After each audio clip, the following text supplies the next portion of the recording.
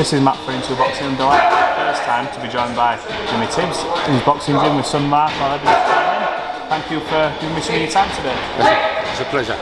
No worries. First off, Ebony's training in the ring. I spoke to Mark. He never thought he'd see the day. I don't think that he was training a female fighter, let alone a world champion. Yeah. But talk to me about how far she's come along and her desire, work ethic, that kind of stuff. Well, when she first came down here, she had obviously lots of things wrong with her, which most fighters do when they first start. But she wasn't just a novice when she came down here. She was a contender, a world title contender. So she knows how to fight anyway. But Mark's improved her 100%. The things he was telling her to do before she won the world title, she struggled a bit on it. When I was looking at her, just struggled a bit. But after she's won that world title, it come out in the world title fight. Yeah. And now it's all rolling out. All the good stuff that Mark's been teaching her is rolling out natural, more easier.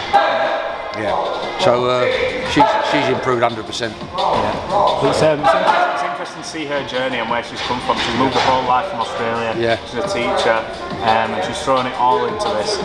It's an amazing story. And when you think she'll now be in these big fights, potentially a unified champion, how satisfying is it from your point of view, just to see the evolution of boxing? It's not all the same. It throws a bit of a curveball in the last. How sort of refreshing is it to see? Well, I was same as Mark. I never ever thought I'd see the day when I'd be mixing with world champions women. Yeah. But now, since she's been here, it's just natural.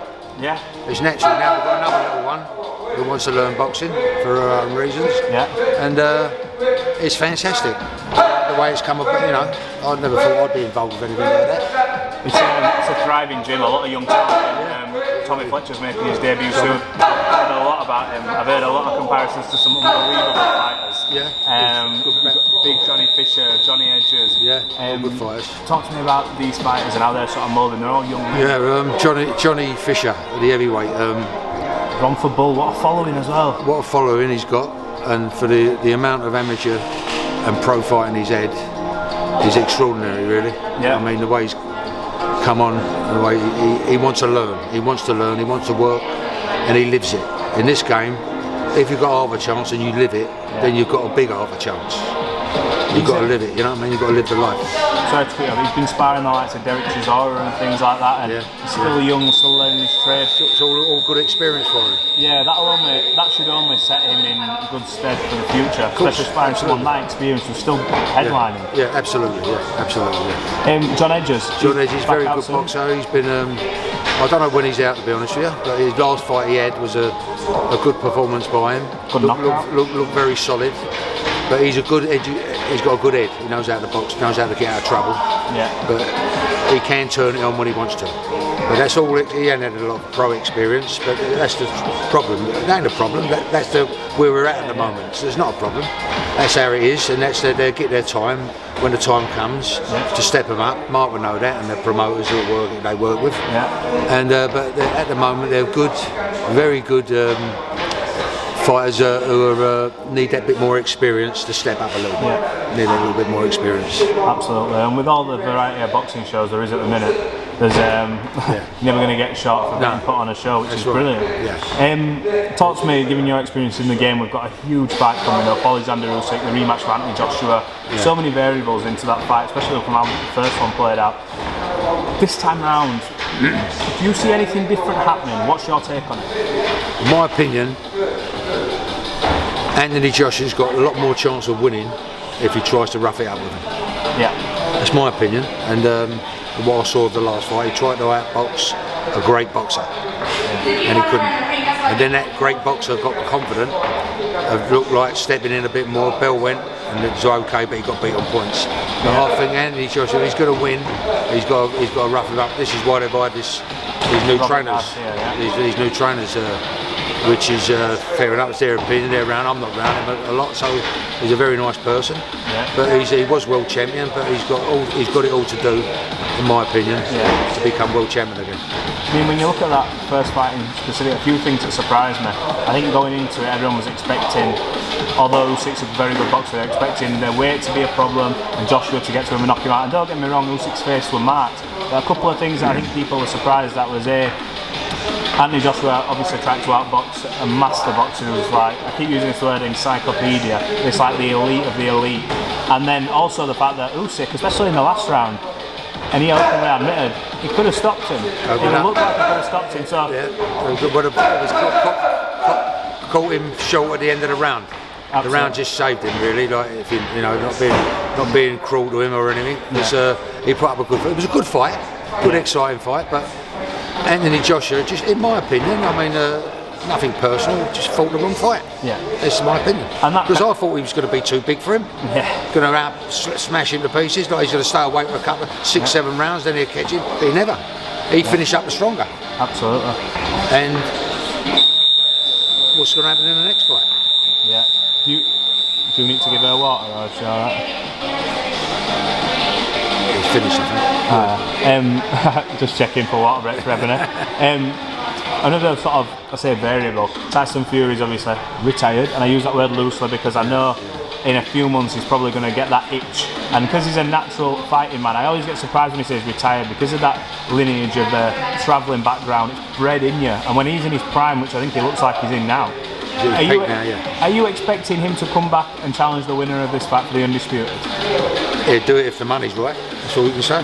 500 million, apparently. I mean, well, that's what I read. Yeah, he'd do it if the money's right. He'd do it. If fight anyone, don't matter who it is, if the money's right. If he fights a guy like Oleksandr Usyk, everyone obviously wants the Joshua fight. What everyone's wanted in Britain, I think it'd be a bigger fight if we're honest. Andy Joshua and Fury. Yeah, that'd be a bigger fight. But if it was Fury Usyk, yeah, that's could be such a tactical battle. Or would you expect Fury to do what maybe Joshua should have done in the first fight, lean on him, squeeze him? I think Anthony Joshua, like I was saying the same thing as I said before with AJ, but I think Anthony Joshua's a bit more smarter. He will use his Tyson Fury. I beg your pardon. Tyson Fury's a bit more smarter. Yeah. Will outbox him, and then once he catches him once or twice. Mm-hmm. But then again, listen, this Usyk's a good fighter. Anything could happen. Anything happen. He's a good fighter, a great fighter. Is there anyone in boxing now who you, obviously with your experience in the game, who you specifically say, you know what, I'm staying up to watch him, whether it be in America? Is there a particular fighter that catches your eye who you're like, you know what, I really enjoy watching him? I can't think of one really, to be honest with you. Javante Davis?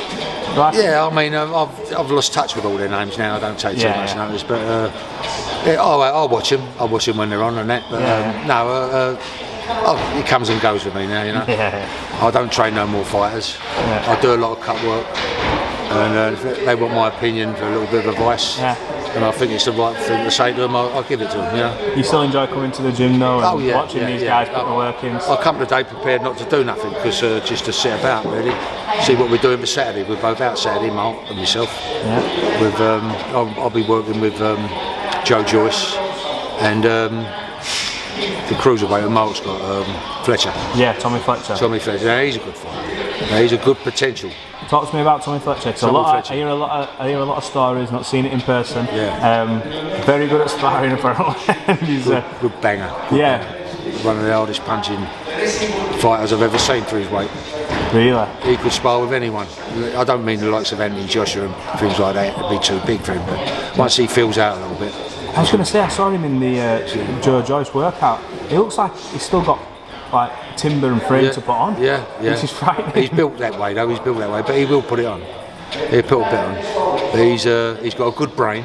Yeah. And he can punch. It's a dangerous combination. Well, look, he can box and he can punch, and he knows how to go backwards and counter. It's going to be an interesting journey with him. I look forward to hopefully coming down and seeing him in action, because he's highly talked about. So it's he's a very good. He's another beginner, if you want to put it that way. Yeah. Got to take time with him, because they can look good in the gym, in their own gym, sparring with their own mates and things like that. But you've got to do it in the ring. When you get caught, how you're going to react and things like that. It's all experience, and it takes time. It takes time for a trainer and a promoter to get him through. And he signed with Frank Warren, which I think he's done a very good thing there going with Frank. Because Frank Warren's been very good for boxing, and he knows how to push a fighter forward. And Mark couldn't get no better. 100%. It's a bit of a dream team. Yeah. Well, look, Jimmy, thanks for giving us some of your time. I really appreciate it. Hopefully we'll have another catch up when I come back down. And thank you for talking to Into Boxing. It's my pleasure. Thank you.